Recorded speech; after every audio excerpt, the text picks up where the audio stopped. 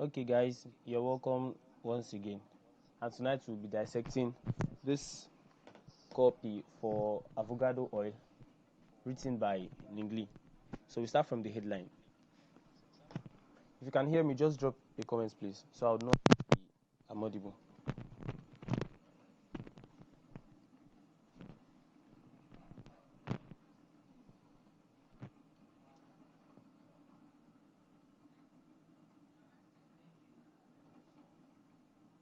Okay, thank you.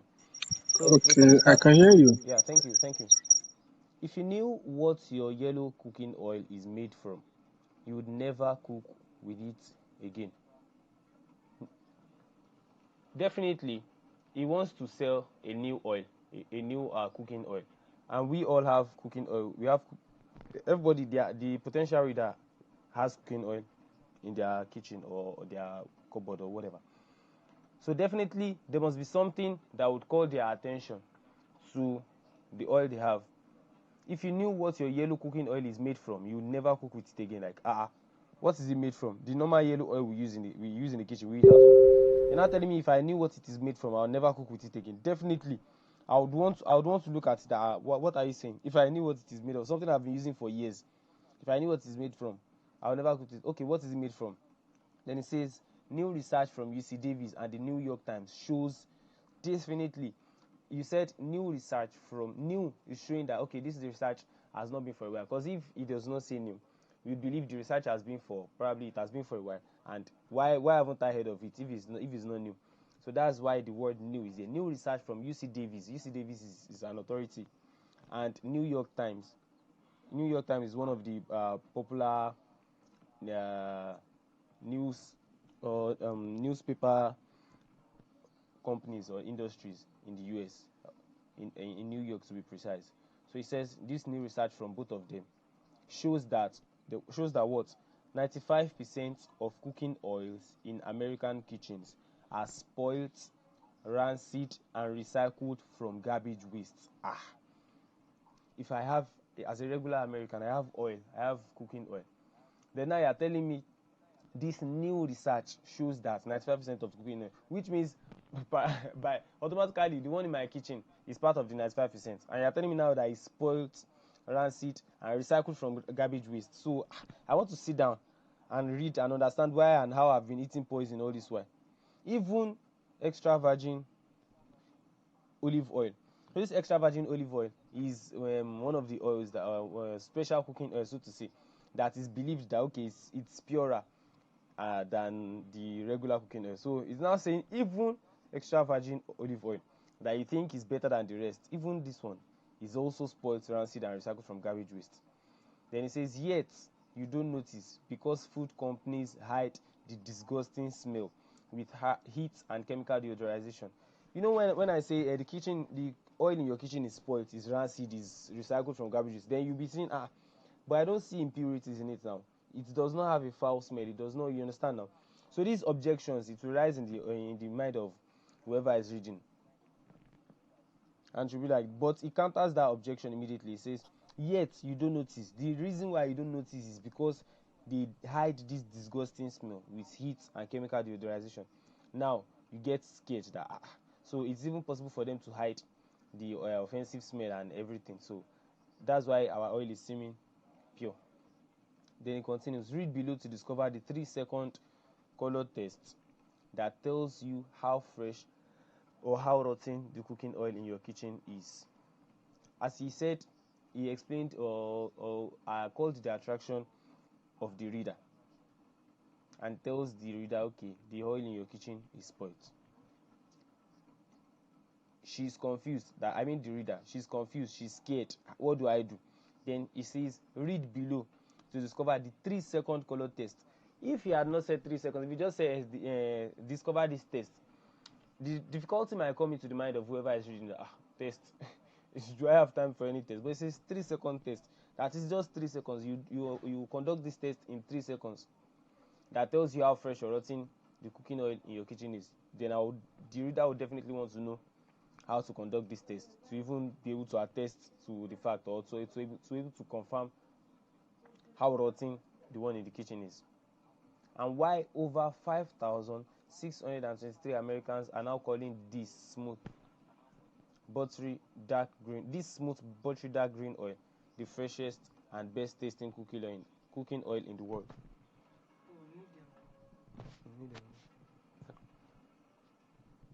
Okay.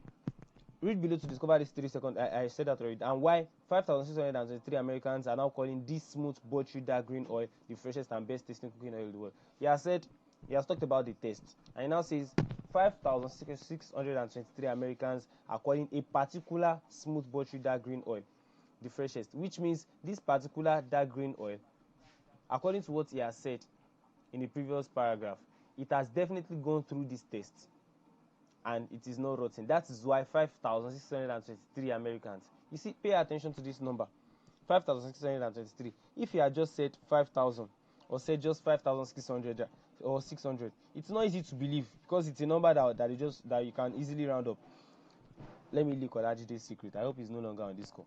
Some months ago, he was working with one particular company like that, and the agreement was it was on percentage basis. When we make sales, it was just agreed, and at the end of the month they said, okay, we made 50 sales or so. It's a high ticket offer. So they said we made 50 sales. Largely just smiled. He did not say anything. But when we were discussing, they said they made 50 sales. Both of us just hissed. That 50 is a big lie. 50 is easy to lie. It's a round figure. But if you want people to believe, you just say, okay, if they have said we made 51 sales, or we made 57 sales, we made 53. It's not easy to just when you round up figures, you just believe it might have been made up. So over 5,623, it looks like an accurate figure that was calculated, that was gotten. I hope you are getting what I'm saying. So why this particular number of people are calling this smooth buttery dark green oil the freshest and best tasting? Please don't unmute yourself, please. Best tasting cooking oil in the world. So the reader definitely wants to know what this oil is. We've not gone past the headline. All this is just the headline. This the first yellow text up. This, if you knew, is the leading sentence. It is a sentence that helps you understand the headline more. This particular place where this 95% of cooking oil in American kitchens are spoiled, rancid, and recycled from garbage waste. Even up to this place where it says virgin olive oil, that is the headline. Then the sub-headline, yet you don't notice because food companies hide the disgusting smell with. So that is the sub-headline. Because you might see leading sentence, headline, sub-headline, you don't understand. Then this place where it says read below, and even this paragraph where it says and why over, there are also sub-paragraphs. I hope you understand the concept of leading sentence, paragraphs, and sub-paragraphs now. That's it. Then the lead starts. Dear food lover, definitely. Whoever is reading this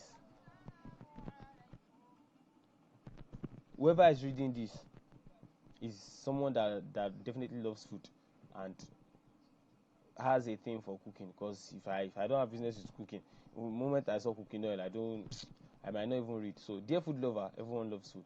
What color is the cooking oil in your kitchen? A question you will think about. So it shows this video. Should I no, I don't need to play it. It showed this video where he poured this particular new oil. He poured it in a plastic. It had a very thick greenish color. Then he poured other random oils in other plastics, and they had this yellow, this normal yellow color. That's just the video. Then it says, if it's yellow, you are probably eating spoiled. You know, he asked the question before the video, what color is the cooking oil in your kitchen? So this copy, before I proceed, when he was making research on the angles to use for this copy, when he was discussing with the product owner and likes, so one thing they just discovered that, okay, this oil has a different color. It's different from the other oils in the market. And they asked, okay, why is it this color? And he said the color is from the plants, things like that. That's the exact angle he's using. So he's marketing from the angle of a different color. Can you see how you can develop big ideas for your product or for any copy you are writing? What's the color in the what color is the cooking oil in your kitchen? If it's yellow, you are probably eating, and of course it's yellow, you are probably eating spoiled rancid oil recycled from garbage waste.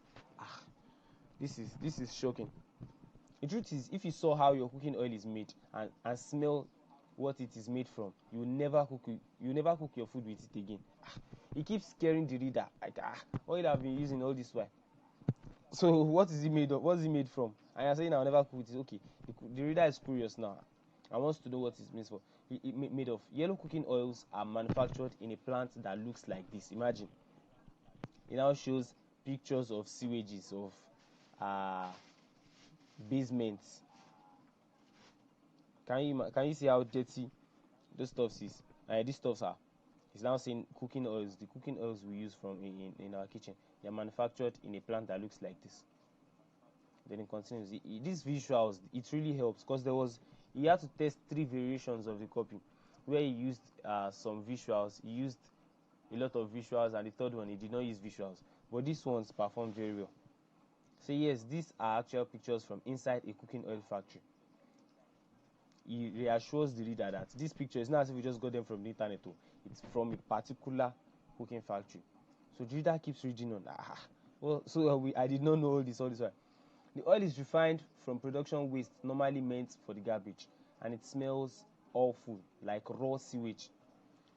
Like it keeps pouring salt on the wound. But cooking oil companies hide the spoiled, rancid smell by heating the oil to 475 degree Fahrenheit or F or whatever, and bleaching it with toxic chemicals like sodium hydroxide, also known as caustic lime. If he hadn't put this paragraph, the question will keep reoccurring in the reader's mind, like, then how come I did not know? It tells you that the cooking oil companies, they hide the smell by heating the oil so high, and they bleach it with this particular chemical. They call this process deodorization.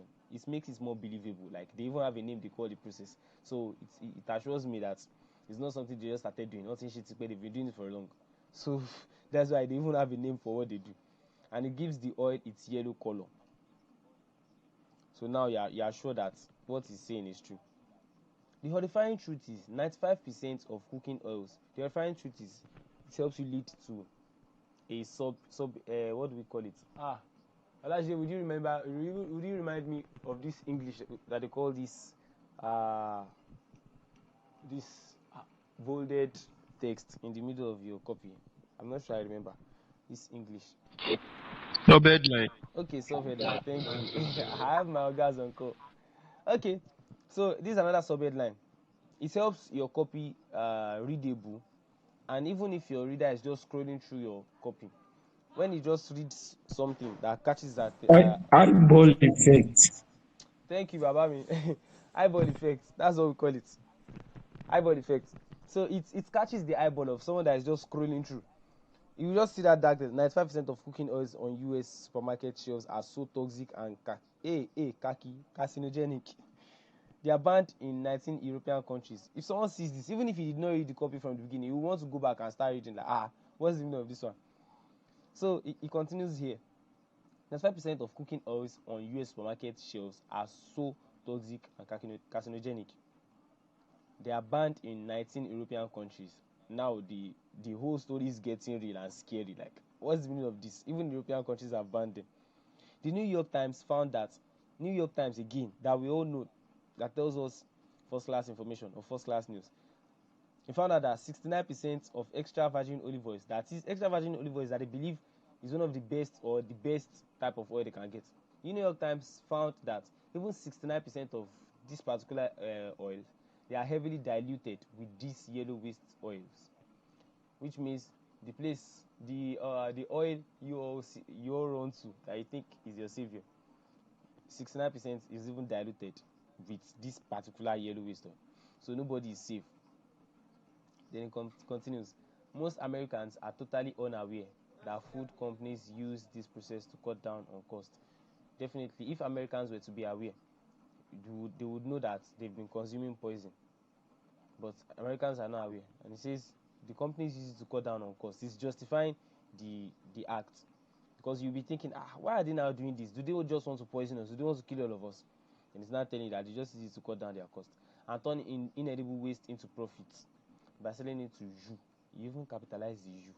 This reader is an assassin. He capitalized the you. So when you read that you in capital letter, you get scared that this, like as if they targeted you with your wickedness, and turn edible waste into profits by selling it to you as food for your dinner table. So if any of these yellow supermarket oils are in your kitchen, right, then it starts highlighting all the oils that they might have. The reader must have 1 or 2 or 3 of these oils. Palm oil, corn oil, vegetable oil. He highlights all the oils. Then even puts picture of oils in the shelf. Say any of these oils. Then say if you have any of them in your kitchen, read on. Definitely you have 1 or 2.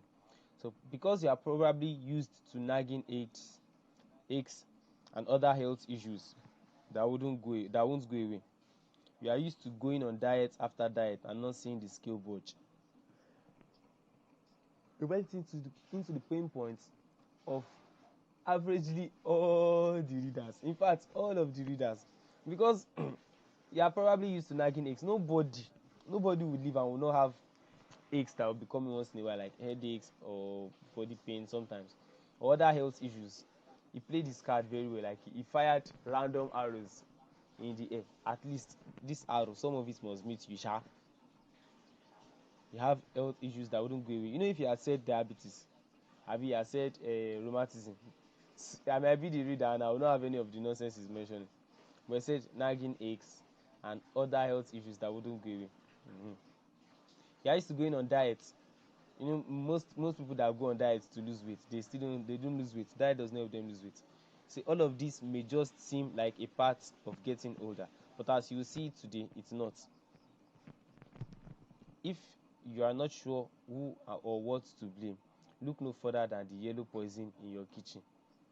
Because most Americans have no clue what real fresh pressed cooking oil looks or tastes like. I want you to pay attention to this, please.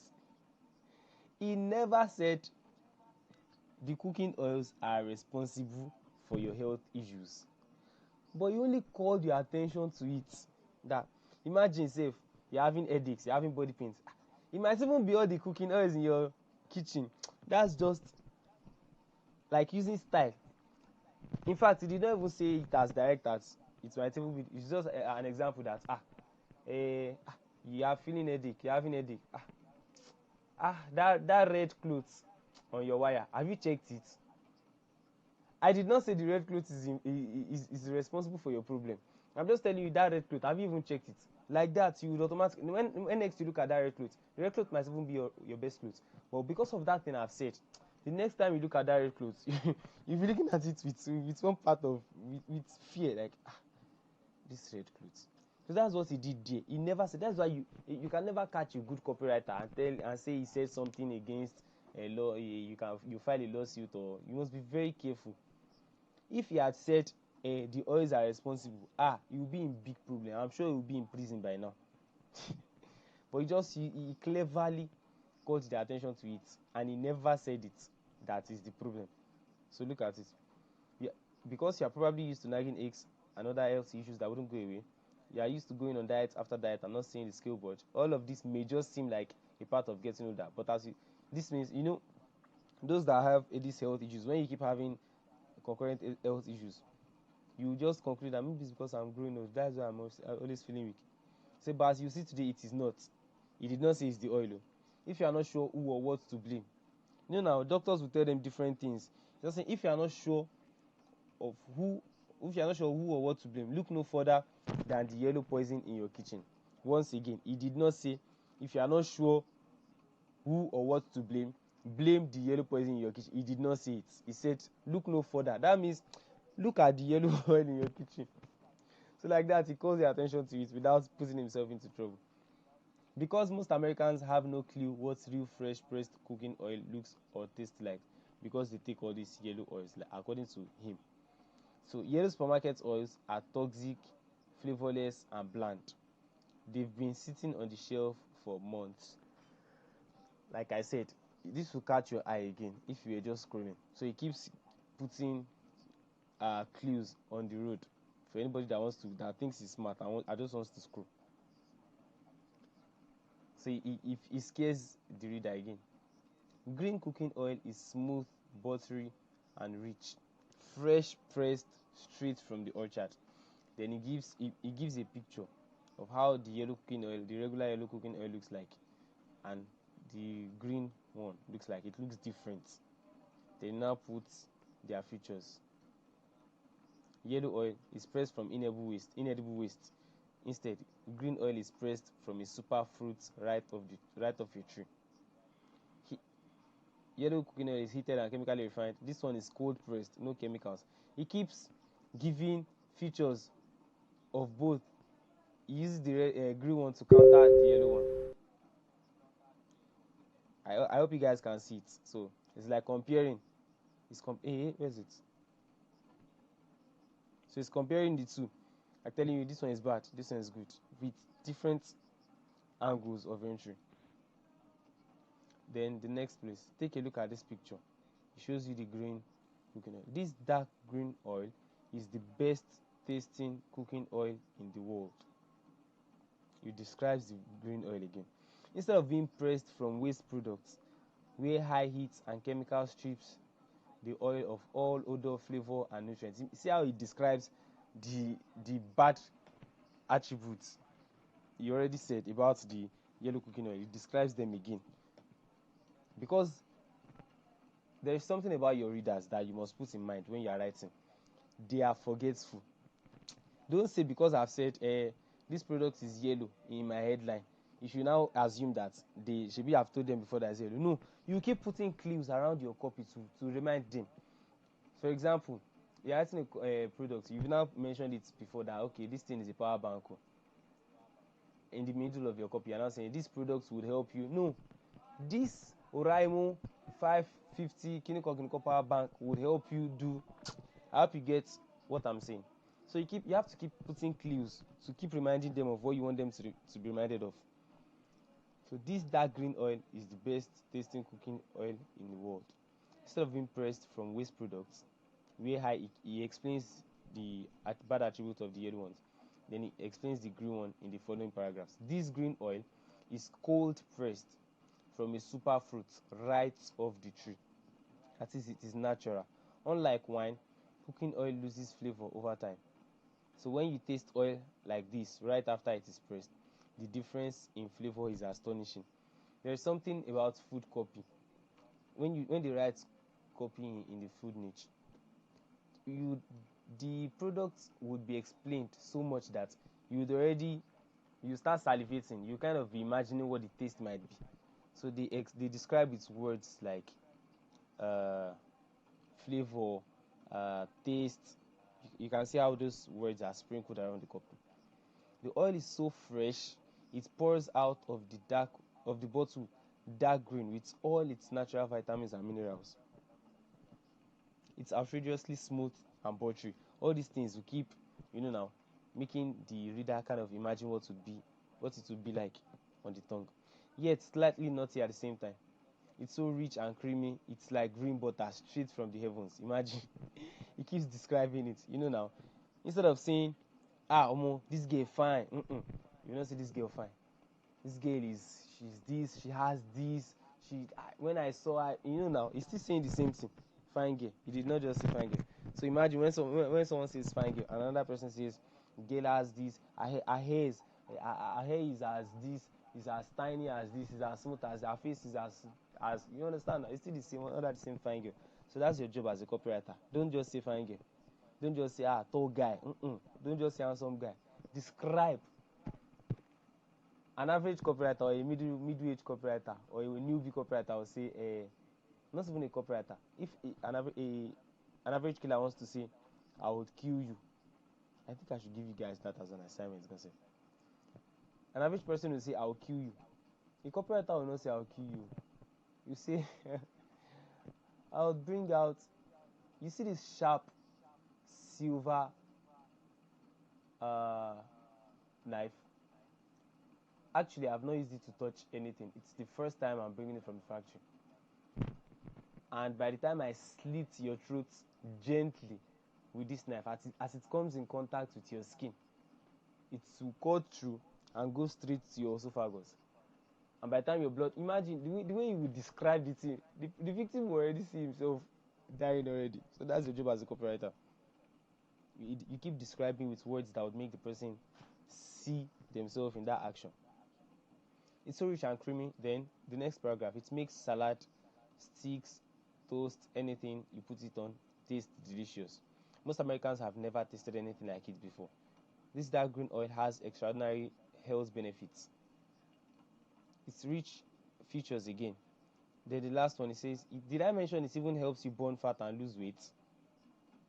Watch, it did not say it will help you burn fat and lose weight. He only called their attention to it. Did I mention? He did not mention it. It all makes this delicious superfood oil one of the rarest and highest quality cooking oil on earth. Yes, you won't find it in your local grocery store or even at Trader Joe's or Whole Foods. These are two popular food stores in Texas. So he makes it known to them immediately that it's not as if you read this thing now, you now start looking for one green oil up and down. No, you must get out to buy it here. Sure, you understand? Because a stubborn person will just read and wants to be like, hey, where can I get it? Let me go and look for it. No. In just a moment, I'll review what this dark green superfood oil is. So just calm down. You soon know what it is. I'll share the eye-opening story of the biochemist who went from size 40 jeans to size 32 by ditching vegetable oils and going on croissant diets. I'll reveal this shocking data behind how yellow cooking oils led to a 32-fold increase in rates of obesity, heart disease, cancer, and diabetes in America. Finally, I would answer the number one question you should be asking if you are trying to eat healthy. What cooking oil should I use? All the questions that might be rising in the mind of the reader. He tells them that they should not worry. Don't worry. I'm coming to tell you. Because if the curiosity is going for too long and it does not settle it, the person might get tired. Oh, get out there. At least I've been using it all this so I did not die. So he says, calm down, don't worry. I'm going to tell you and I'm going to review this to you. Imagine someone went from 40 gene size to 32.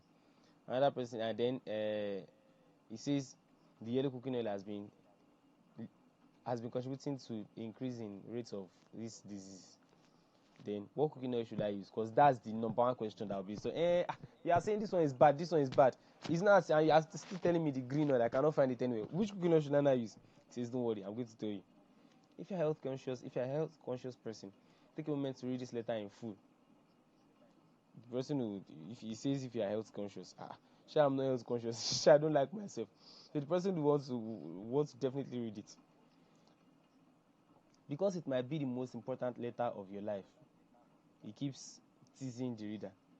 Read it too. It might be the most important thing you read in your life. Your cooking oil is the number one staple of your diet. Every piece of home cooked food you and your loved ones eat is coated in it. Definitely. Almost everything you cook, you put oil in it. And he keeps reminding the reader. He's calling the attention of the reader to it. Don't you think you should at least know what is inside? So he's challenging the reader that almost everything that you always cook in your house, you put oil. So shouldn't you even check what is inside your oil? Now the reader wants to know. I want to know what's happening with my oil. I want to know what kind of oil I'm taking. That's where the lead ends. Then it comes in. Hi, my name is John Kors, and I'm the founder of Avajane's Kitchen. Then it starts. After he starts the discovery story, the story of how he got to discover the oil and the likes. So he explains. We wouldn't dissect the discovery story. Majorly, the things that happen in the discovery story is your skill of storytelling. This is where you put it to use. If we dissect that, we'll not leave this place. I want us to go straight to the offer. So we'll dissect the offer as well. The two most important parts of your copy. The lead part, which contains your headline as well. Then your offer. If you are good with both, the rest will depend on them. But we are your storytelling, helping as you dissect. your storytelling skills would you keep increasing, keep honing them. So here, where is it? When food companies is gone. In 2010.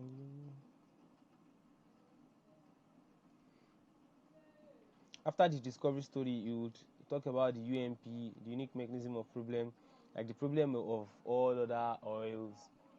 Then he'll come and tell you the unique mechanism of solution, how his own is special, the special features. Like most of those things he has done, did you now elaborate here again? So let's go straight to the offer. He keeps putting studies. Studies show. If he's just saying this happened, say, why do I have to believe you? Imagine I just came and said the president said this, or CNN said this. You want to believe it more.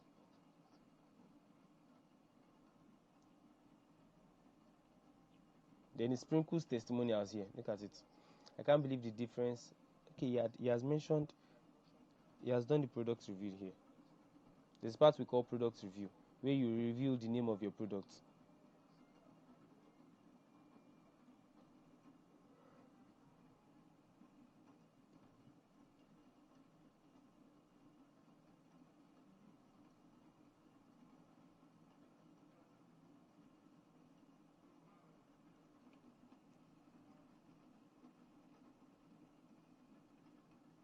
Okay, this is where he did the product review. This is one of the ways you can do your product review. After his story, we moved to bring one of these. Today you have a chance to try some of this amazing oil for yourself. You know he has not mentioned the oil all this while. So here it says introducing Avagado's kitchen cold pressed avocado oil. This is where he introduced it. Then he started talking about the product itself. See here, he keeps showing features of the other oils people use. He puts testimonials. You know he has done his product review here, so you can use testimonials where people mention the name of the product. So there are some testimonials. There are some niches where you write. You have to put testimonials in the beginning of your copy. But those kind of testimonials, you make sure those testimonials are not saying everything yet. But kind of testimonials that say everything, that mention the product name, they are used after a product review. But this kind of copy, the testimonial uses a stylish testimonial in the beginning where it says 5,623 Americans. So that's like a social proof. It helps like a testimonial as well. Like plenty of people have used this thing and they've testified to it. So here he now uses testimonial of people going what have used it and they are saying what they are saying about it. He says, today I invite you to join the small group of Americans inside Avagado's Avocado Club. It's a small group. He's already showing scarcity there already. Like, it's not for everybody, just small people. And it gives the reader the feeling of exclusivity. Imagine when I say, I want you come and join our club, and it's just 20 people. You have this feeling of this cult feeling like, But if he says, there are plenty of people, you can just join, you can bring your friends. It will not hit like in this place. So we have just little people. So that's then he brings. Okay, where's the offer? I think this is the offer. Okay. Click one of the buttons below to grab your bottles of Avagado's kitchen avocado oil today. Best deal. So this is one of the skills you can flaunt in your offer. Giving them 3 options and stylishly convincing them to take the one that they have to buy more. Now look at it. 1 bottle. How much is it? Where is it now? Okay, where's the price?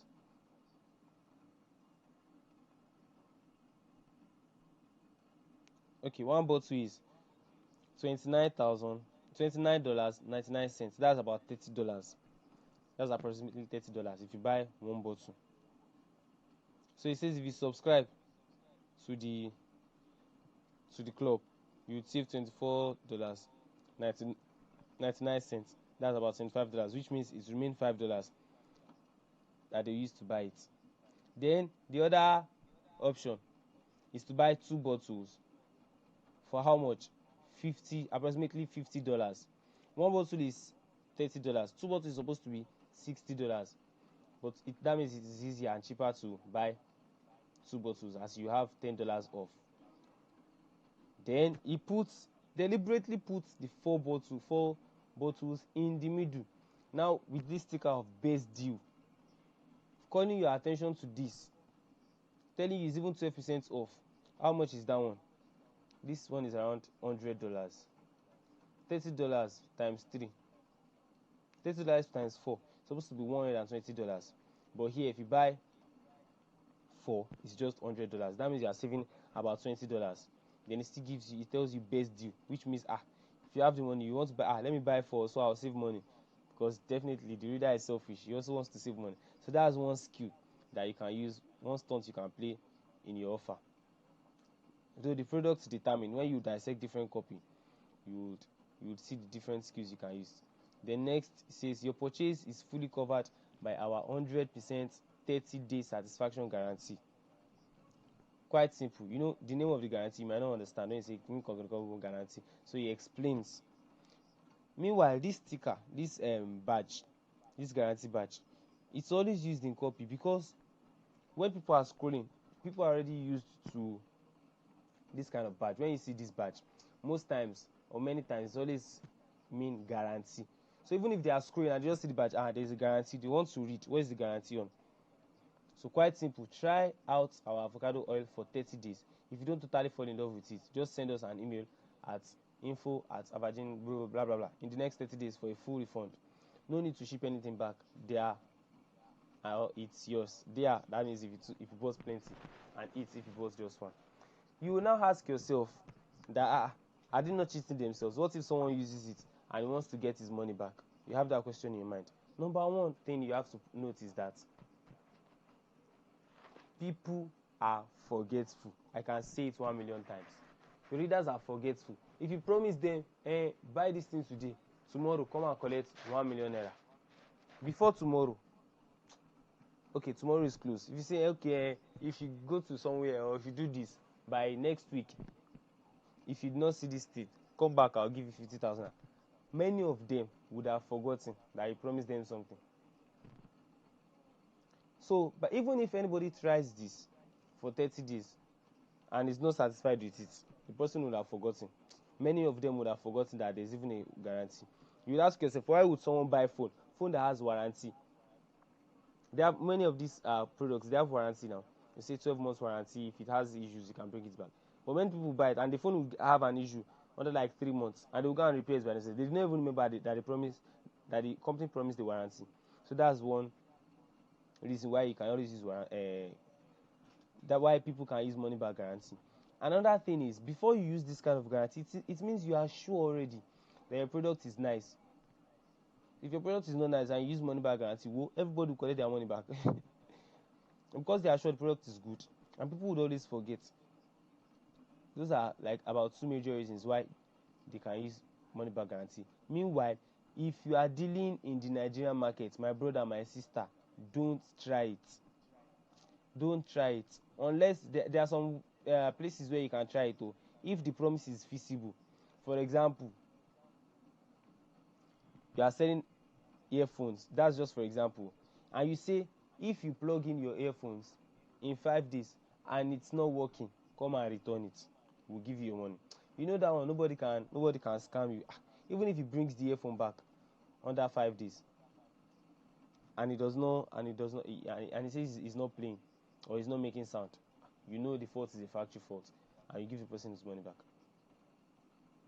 Even if he now wants to play smart and he had damaged the earphone, before an earphone will get damaged under 5 days and it's no longer working, definitely you will see a physical damage. So you'll be able to tell the person that you spoiled this one by yourself now. But you're not selling a course. You are selling what can I say again? You're not saying if you are not satisfied after 30 days, well, they will use the course, and after 30 days they will come and ask for their money back. So don't try it in the Nigerian market. So go ahead and try out our avocado oil today. This guarantee is valid for 30 days after you receive the product. You're reassuring the person. Then it says, I recommend you hurry. Scarcity. this 10% discount, okay, it's urgency. This 10% discount won't last forever, and our last batch is running out fast. He used the two. He used urgency and scarcity. He said there is a discount on it. There's a discount on it. He says it won't last forever. That means very soon you will not get the discount again.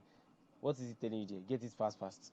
Then he's still saying, and our last batch is running out fast. That means the last batch they produced, it's almost getting exhausted. It's almost getting sold out. So use the two intertwined. People confuse it a lot. Urgency has to do with time, so to say. It has to do with time. Then scarcity has to do with number. That's okay. We have 5 left. We have 2 left. We have 3 left. So if you study well, you see the difference in the two. So here's the thing: most men and women grab the two. Imagine he justifies his scarcity and urgency. If you just say, buy now, we have just a few stock remaining. I'll just read and pass. But imagine you're not explaining. So here's the thing: most men and women grab the 2 or 4 option, bottle option, and they choose the subscribe and save option for a few reasons. First, the more food you cook with our fresh preserved oil, the better you feel. Remember so in his story, he tells them some features again of the oil. What he's doing here, number one, is reassuring his urgency and scarcity. 1.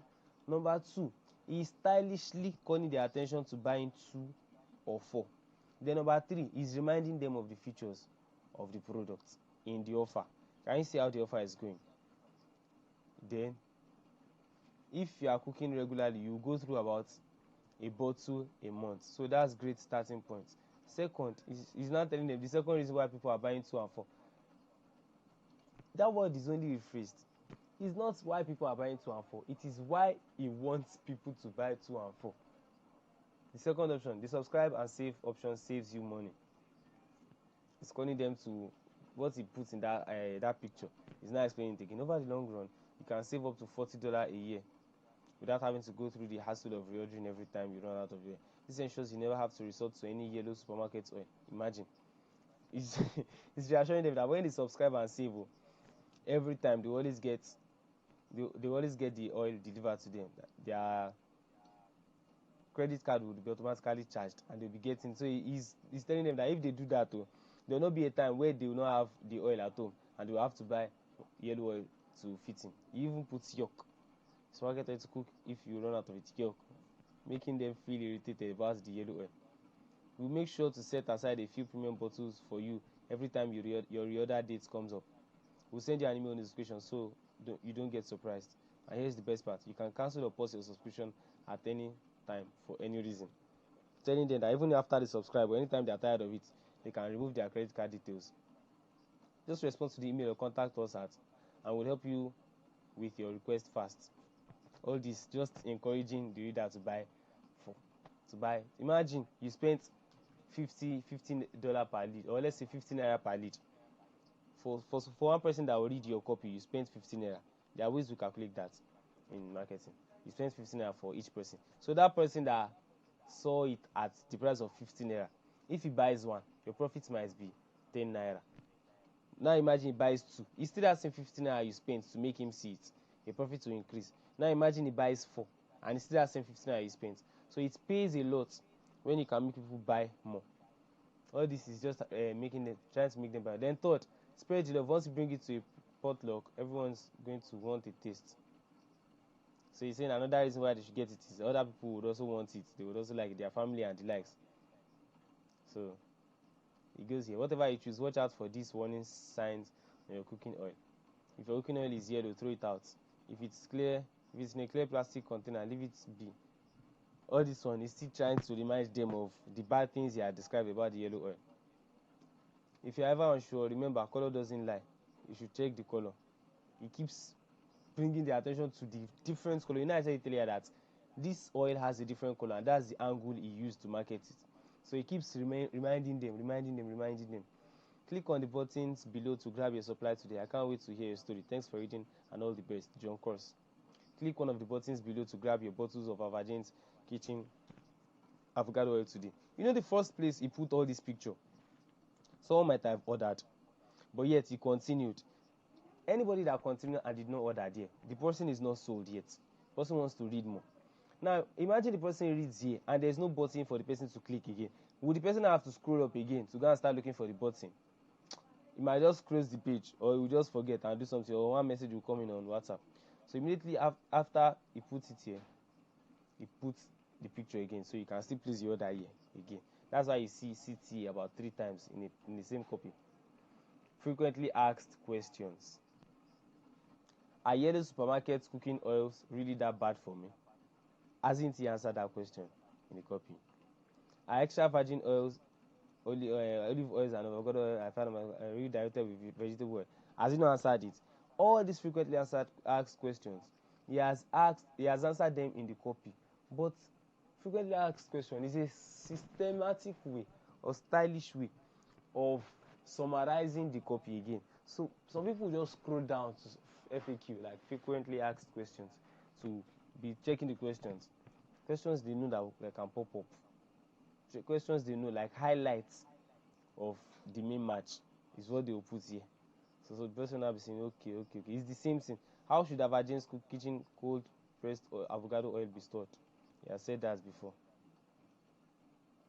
Which is a normal thing. Cool down space. Is a virgin's kitchen cold pressed avocado oil safe to consume? Yes. All the things I said before.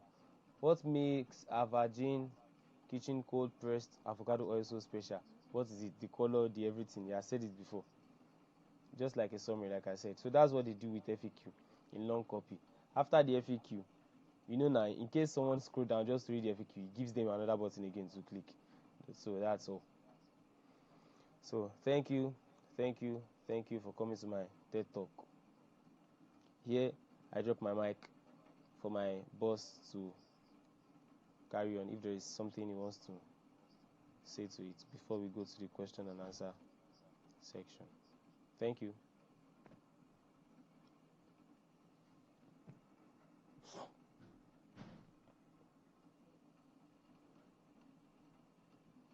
Rajid Alpha.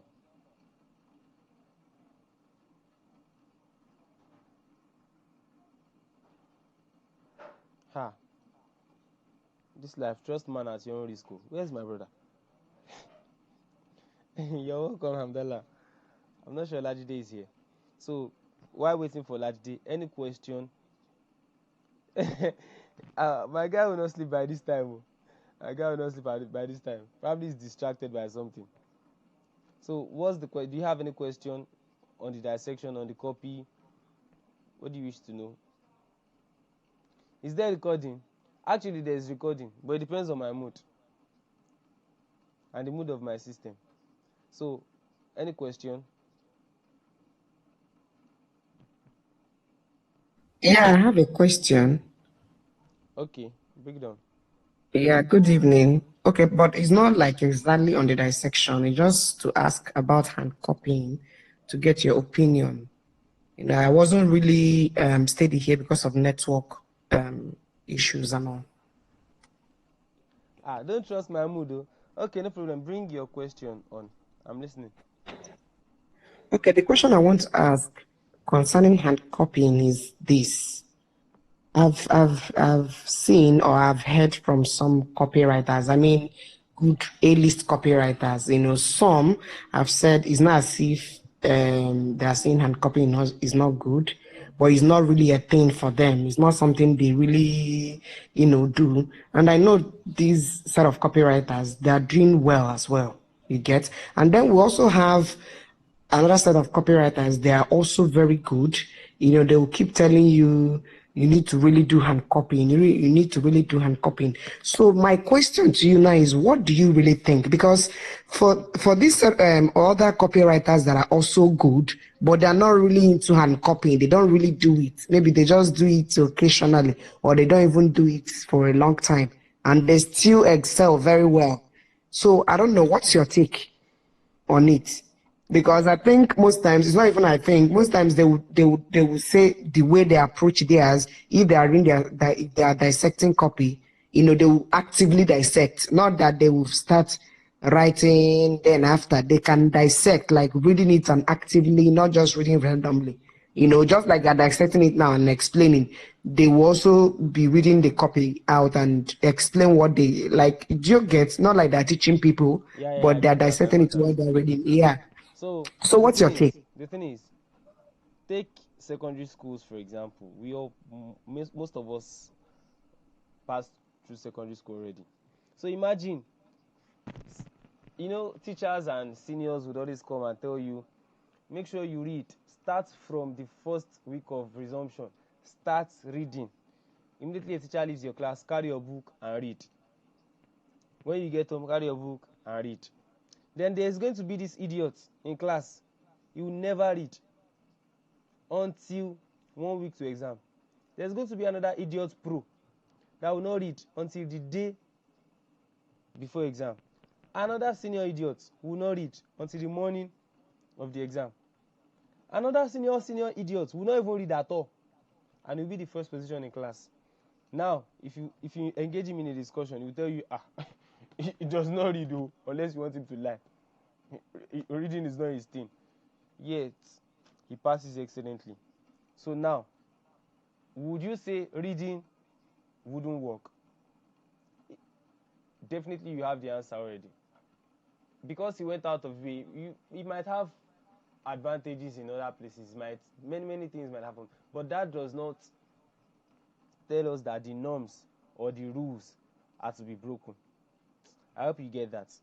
So the thing or the fact is, hand copying would always help you. When you're hand copying, you are engaging your hand, you are engaging your eyes, you are engaging your brain. So there's nothing that you can bring that would substitute for that.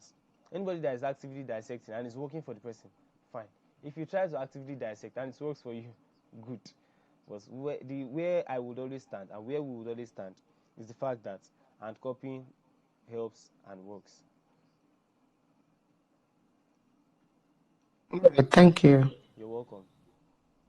Okay, the question is, there an orthodox method of dissecting the copy? Me, I don't understand English. I don't know the meaning of orthodox. What do you mean by orthodox? So someone said, can you give a brief explanation of what sales argument is and where it is used? Even you should not disturb yourself with big English. Sales arguments. Sales arguments it depends on the context where it is used. When they say sales argument, it's just like you justifying what you want to sell. Sales arguments might be between you and the buyer. Okay, the buyer says, I want to buy it 120. You say no, you pay 150. Why? It has this, it has this, it has this. It depends on the context where it is being. It's just like justifying whatever you want to sell. So that's what we can call a sales argument. Then, why is customer service button used on top and not below? Won't it leave a clue to the reader that they want to be sold? Okay. Let me check that. It depends. It depends. Some people are very, very impatient. Probably, this in most cases, this copy, people that are reading this copy, they were brought from emails. So it is possible that the person has already known the company or has bought some things from the company. And he already knows, okay, this person wants to sell. I don't have time to read any sales copy. Let me just call the number straight and ask them about the product. Some Americans are that smart, not all of them. Some Americans are that smart. So he just believes, I don't need to read any copy. I beg, let me call the person. I saw this thing. I saw this thing on your website. Tell me about the oil. You see it on Facebook ads where they will tell people this course does this product does this. Yes, they'll still enter the comment section and start asking, what does it do? Things like that. So that's why they put the number there. Don't stress me. Let me just call you and ask you about it, and you tell me. That's it. But if you don't know they are selling, the eyes can easily ignore that. So you don't even observe. Is there a particular standard technique that all copywriter must follow for dissecting? Dissecting is like a lens, so to say, in the sense that if I am dissecting, what I am seeing might be different from what you are seeing, in the sense that you cannot see more than what you know. If you know a headline should contain this, a headline should have this, a headline should have this, a headline should have this, it's those things that you know a headline must have that you'll be looking out for in the headline. Okay, he did this. Okay, he used push and pull. He did this, he did this. That is why we are helping with those guides. We gave you guys, okay, look out for this in the headline. Look out for this, look out for this, look out for this, look out for this. There is no particular standard technique. In our own days, we just dissect. How would I dissect? But the fact is that you can only dissect based on what you know already. So if you've not gone through the guide, go through it. Then also check our dissection, the way we dissect, the things we mention, the things we look out for. Those are the things that would help you dissect. If 50 people dissect, they might dissect it different in different ways, except they learn from the same person. That's when you see, okay, their dissections are looking almost the same, but there is no particular standard method. I can dissect a copy, you dissect the same copy. Olajide, no, don't let me add Olajide, because if myself and Olajide dissect the copy, we'll dissect it almost the same way. So if different people dissect different ways. One more question. Is handwriting present copy more effective than handwriting the classics? This question again. Actually, they both have different functions or reasons or benefits. But 90% of times, or let me say 95, I would always advise you hand copy the present ones, because the present ones are what are the things working currently. They are the things what's running in the market. In those days, they were using newspapers, mails, and the likes, mailbox, fax, and the likes. So it is better, it is easier for you to relate with the new ones, new products and the likes. But yet, you see some copywriters handwriting those classic copy. Yes, they know what they are doing. Those copywriters that do it, and they truly do it, not doing it for copying sake, they are only doing it because they already understand the nook and cranny of copy. Now they want to go back into the days, like going to learn from Albert Einstein, going to learn from the grandparents, how they used to do their things then. They will pick experience, they'll pick sophistication. It's just like you learning an art now. Like myself, I do taekwondo. So me learning from my coach. My coach understands English. He can relate with the happenings. He can relate with slangs. So the way he will teach me, I would understand better, rather than me now saying, I want to go and learn from his great grand coach. That person may not even understand English. That person may be very harsh. But if I can withstand the training of my coach, and I'm experienced to an extent, if I now go and meet that person, if he teaches me, I can relate with some things. I also pick new lessons. I will pick ancient lessons. So that's just it. I hope I answered that. Okay, so I think that's all. Any other question? Olajide, are you there now?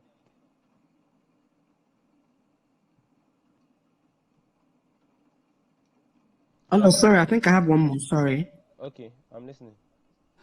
Okay, so for you, how do you easily spot a winning copy? Because I've heard like some coaches said, if you're receiving, let's say you're receiving emails from particular company, and you notice that in their emails, the call to action button sends you to a particular sales letter. For over maybe a month, you notice that they are still, repeating that particular sales letter. It means that sales letter most likely is working very well. So, but I want to ask, is there another way you yourself you know that this particular sales letter or email copy is really bringing serious money for these guys? Okay, the real determinant, we would always say it, the real determinant is the market. I might tell you this copy will not work, and it will go into the market and it will work very well. That does not mean a nonsense copy would work. If you bring a copy, now if I check a copy and I see many basic mistakes there, imagine the headline is not doing what it's supposed to do, I can automatically throw the copy into the trash. I beg, this one will not work. But if I see it, this headline is nice. This lady is nice. It's like there's a little mistake in the discovery story. It's like even the offer is somehow it might work. So the real determinant is the market of that particular one, but it can always be made better. But a nonsense copy would always be a nonsense copy. And why those copywriters said if they keep running it, then it is working for them, is because they are spending money running those promotions, putting those ads outside. So if it's not bringing money for them, they will not keep spending their money on it. So that's just like one of the best pointers to knowing if a copy is working or not. If you keep seeing it surfacing, you know, this copy is bringing them money. That's why they keep surfacing it. I hope you get. Okay, good. I just wanted to know, though the first answer you gave, like, it's not really that aspect I'm asking. I'm not talking about maybe someone brings a copy to you for you to look at. I'm talking about like this one you brought now, like this already made copy already, that we receive from their emails from all these foreign people. How we can easily because we are not there when they tested it in the market. Do you get? I've already tested it. That's where I'm coming from. Yeah, if you have any other way you easily spot that the sales letter you just read is a good one. I mean, from those companies now that sends the emails to you, Okay. like this one. What Yeah, they I have already tested it, but we don't know the results they got from the testing. Okay. What I said earlier about a copy that is not good would always not be good, and one that is average might work. While I was dissecting, probably you came late. While I was dissecting, I talked a bit about the backstory of this copy. All this copy, they always have backstory, and I was taking through the backstory of this copy. I knew how we tested it. I knew the results. I knew how much it brought. I knew it's a lot. I knew a lot about the copy. That's why I would not just bring one random copy for you guys. Copy that we understand. Okay, it worked. It did this for them. It did this for them. Then identifying, you might not identify if a copy is outside. You might not identify if it is bringing in money for them or not. That is one mistake many copywriters make. You pitch people. I'm not supposed to go into pitching, but let me just say this. Many copywriters pitch people with the mindset of this copy is not giving you enough money. Let me help you make it better so it will give you money. Who told you it's not giving them money? If it's not giving them money, they will not be running it. So the only approach you can give is to make it better. I had that issue with a prospect about 2 weeks ago when I pitched him and he was telling me, why do you think my copy is rubbish? I said, Mr. Man, calm down. I did not say that though. I am not telling you your pitch is not, your copy is not working. And I'm not telling you it's not giving you money. All I'm telling you is I can help you make it give you more money. But if you say you are satisfied with how much it is bringing, then no problem with that. That was where it calmed down and was like, okay, how much do I charge? So the remaining is story. I'm not supposed to go into pitching, but I just brought that by the side. How much time do you use to write a sales letter? It depends. You can spend 2 weeks, 1 week, 3 weeks, 1 month, 2 months. It depends on how much research you have to make and how long the sales letter is going to be. Depends on many things. The market you are writing to, the sophistication level, depends on many things, the kind of product. How much time do you spend on research? Same thing. It does not have a definite time range. It depends on many things. So if you see the project, you know the market it is, then you can easily estimate, okay, I should be done in 2 weeks, I should be done in 3 weeks. Depends. Do you send a questionnaire to get info from clients about the product? Yeah. If you've worked with a lot of clients in a particular market, you can easily already know all the things you need to know about any product in that market. For example, I work in the health niche, and I've worked with 5, 6, 7, 8 for clients in the health niche. I know all the questions I always ask them. It's almost the same questions. So I can just put them into a questionnaire, and I'll just tell them, okay, give me answers to all these questions, and we'll proceed. But if you've not worked with many people, you cannot create that. And if you work in different markets, you cannot just go and bring questions. Imagine you're asking someone in the financial market, what's the future of your product? Which product? So that's just it. So thank you guys. We've time is fast spent. I didn't even take notes. Time is fast spent. So we'll be putting the call to an end now. Thank you guys for coming.